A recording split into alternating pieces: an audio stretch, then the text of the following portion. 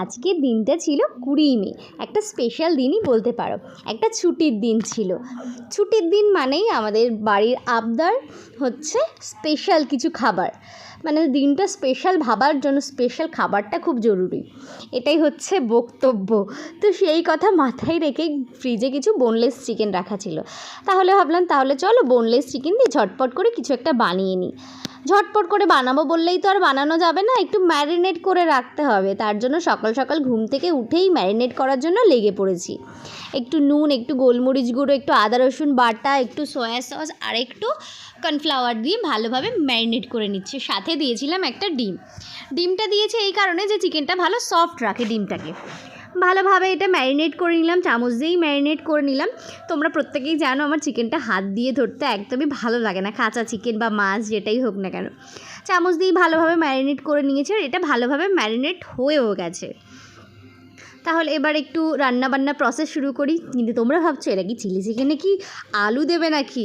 একদমই না, বানাচ্ছিলাম একটু আলুর দম, যেটা খেতে দুর্দান্ত হয়েছিল জানো তো, খুবই ভালো হয়েছিল আলুর দমটা। তো সেই আলুর দমটাই তোমাদের সাথে একটু শেয়ার করলাম আর কি। একটু তেল দিয়ে আলুটাকে ভালোভাবে ভেজে নিলাম।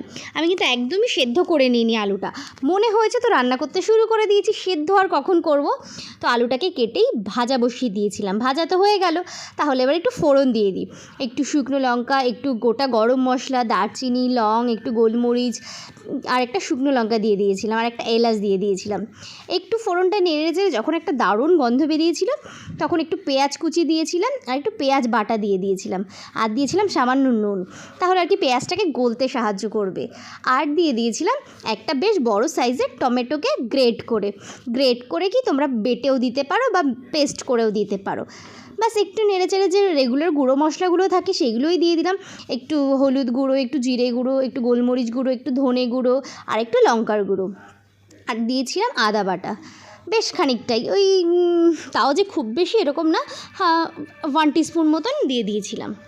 বাস মশলাটাকে একটু ভালোভাবে আমি কষিয়ে নিলাম সব মশলাগুলোকেই। যখনই তেল ছাড়তে শুরু করে দিয়েছে আর কি, তখনই যে ভেজে রেখেছিলাম আলুটা, সেই আলুটাও দিয়ে দিলাম। আলুটাকে দিয়েও একটু নাড়াচাড়া করলাম। আমি না বিভিন্ন রকমের ভিডিও বানাই, তো দেখছি আর কি আমার রান্নার ভিডিওকে না প্রত্যেকে ভীষণ ভালোবাসছে। রাস্তাঘাটে যাকেই দেখা হচ্ছে সেই আমাকে বলছে তোমার রান্নার ভিডিওগুলো কিন্তু আমার ভীষণ ভালো লাগে। তো এই ফিডব্যাকটা পেতে কার না ভালো লাগে বলো। আমি কিছুটা হাং কার্ড রেখে দিয়েছিলাম আর কি, জল ঝরিয়ে দইটাকে রেখে দিয়েছিলাম একটু ক্রিমি টেক্সচার আসার জন্য আর কি। তো যে কার্ডটা রেখে দিয়েছিলাম সেটা দিয়ে দিলাম আর কি, ওই 2 চামচ মতন দই দিলাম। হালকা করে নেড়ে চেড়ে নেব, দেখতে পাচ্ছ কী সুন্দর রঙটা আসছে তাই না? আর দিয়ে দিলাম কিউব করে কেটে রাখা পেঁয়াজ। এই পেঁয়াজটা কিন্তু খেতে দারুণ লাগে জানো তো, আর কি আমরা তো প্রত্যেকে ভীষণ ভালো খাই এইভাবে আলুর দম বানালে। পেঁয়াজটাকে দিয়েও হালকা নাড়াচাড়া করে নিলাম, পেঁয়াজটাও একটু ফ্রাই হয়ে গেল, মানে 20% মতন ফ্রাই হয়েছে। তারপরে দিয়ে দিলাম পরিমাণ মতন জল, এটা খুব একটা বেশি ঝোল হবে না, তবুও আলুগুলোকে ভালোভাবে সেদ্ধ করার জন্য তো পরিমাণ মতন জলটা তো দিয়ে দিতেই হবে না। দিয়ে দিলাম, এবার একটু ফোটার পালা আর আলুগুলোকে নরম হওয়ার পালা। তো এটাকে কিছুক্ষণ ফুটিয়ে আলুগুলোকে একদম নরম করে নিয়েছি। তারপরে দিয়ে দিলাম পরিমাণ মতন গরম মশলা আর সামান্য একটু চিনি। তোমরা চাইলে এখানে একটু ঘিও অ্যাড করতে পারো, কিন্তু আমি আর এখানে ঘিটা দিলাম না। ব্যাস আমার তৈরি হয়ে গেছে আলুর দম ওইদিকে। তাহলে চলো এবার পকোড়াগুলো আমি ভেজে নিই তাড়াতাড়ি করে। একটা ফ্রাই প্যান নিয়ে নিয়েছি, ফ্রাই প্যান নিয়ে নিলে না ভাজাটা অনেক তাড়াতাড়ি হয়ে যায়, না হলে কড়াইতে ভাজতে গেলে অনেকটা সময় লেগে যায়। ফ্রাই প্যানে একবার দুবারেই অনেকটা পরিমাণ পকোড়া ভাজা হয়ে যায়। তার জন্য আর কি এই ফ্রাইগুলো আমি সবসময় ফ্রাই প্যানেই করি, তাড়াতাড়িও হয় আর ভালোও হয় ফ্রাইটা।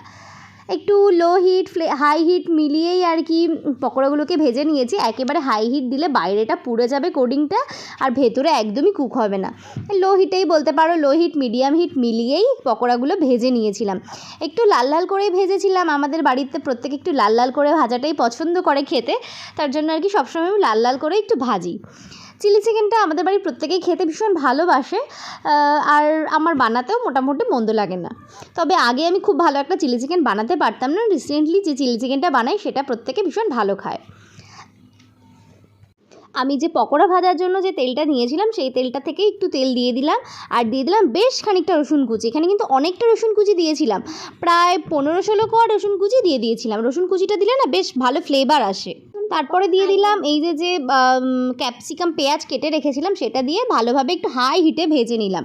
তারপরে দিয়ে দেবো একটু টমেটো কেচাপ। আমার এটা ছিল ম্যাগির হট অ্যান্ড স্পাইসি কেচাপ, তার জন্য আমি চিলি সসটা আর কি দিলাম না। আর দিয়ে দিলাম কিছুটা পরিমাণ সয়া সস। একটু ভালোভাবে নেড়েচেড়ে নিয়ে যে পকোড়াগুলো ভেজে রেখেছিলাম সেটাও দিয়ে দিলাম। দিয়ে হালকা করে একটু নেড়েচেড়ে নেব।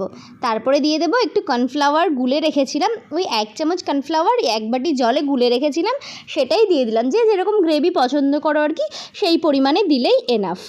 তারপরে দিয়ে দেবো স্বাদ মতো নুন, আর চিনি যাদের পছন্দ তারা দিতে পারো। আর আমার চিনি খুব একটা বেশি পছন্দ না, একদমই সামান্য 2-1 দানা দিয়েছিলাম, সেটা আর নেওয়া হয়নি। ব্যাস হয়ে গেছে আমার চিলি চিকেন। নামিয়ে এবার গরম গরম খাওয়ার পালা। দেখতে কি সুন্দর হয়েছে না বলো? কালারটা কিন্তু বেশ ভালো এসেছে। চিলি চিকেন তো আমার কমপ্লিট হয়ে গেল। এইবারে খাবো কি দিয়ে এত কিছু? শুধু কি চিলি চিকেন আর আলুর দম খেলে হবে বলো? সাথে তো কিছু চাই। তো কিছুটা ভাত করে রেখেছিলাম, তো সেই ভাতটা দিয়েই বানাবো। একটু গোটা গরম মশলা ফোড়ন দিয়ে দিলাম, খুব ভালো একটা ফ্লেভার যখন বেরোবে তখনই এই যে ভেজিসগুলো আমি কেটে রেখেছিলাম সেই ভেজিসগুলো দিয়ে দিলাম।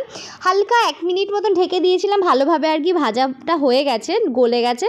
তারপরে দিয়ে দিলাম যে রাইসটা করে রেখেছিলাম সেই রাইসটা। দিয়ে দেবো স্বাদ মতো নুন। এবার রাইসে কিন্তু আমি আগে কোনো নুনই অ্যাড করিনি জানো তো। দিয়ে দিলাম পরিমাণ মতো নুন, আর দিয়ে দেবো বেশ খানিকটা চিনি। খুব একটা মিষ্টি মিষ্টিও হবে না, আবার যে একেবারেই মিষ্টি হবে না এরকমও না, ওই পরিমাণ মতো আর কি চিনিটা দিয়ে দিলাম। আর দিয়ে দেবো বেশ খানিকটা গোলমরিচ গুঁড়ো। এটা যেহেতু আমি চাইনিজ ফ্রাইড রাইসের মতন বানাচ্ছি, সেহেতু এখানে আমি সসটা ভাবছিলাম দেবো, তবু আমি সয়া সসটা দিইনি। আমাদের বাড়িতে কেউ আর কি সয়া সসটা পছন্দ করে না, তোমরা চাইলে সয়া সস দিয়ে দিতে পারো। ব্যাস একটু ফ্রাই করে নিলাম, তা একদম তৈরি হয়ে গেছে মানে ভেজ ফ্রাইড রাইস। এটা কিন্তু এগ বা চিকেন যা খুশি তোমরা দিতে পারো, কিন্তু আমি এখানে কিছুই দিইনি। কিন্তু এটাই যে এত ভালো হয়েছিল খেতে, মানে দুপুরবেলাটা আমাদের জাস্ট জমে গেছে। একটা ছুটির দিনে এরকম খাবার হলে আর কি চাই বলো? না বাইরে খেতে মন চায় না অন্য কোথাও।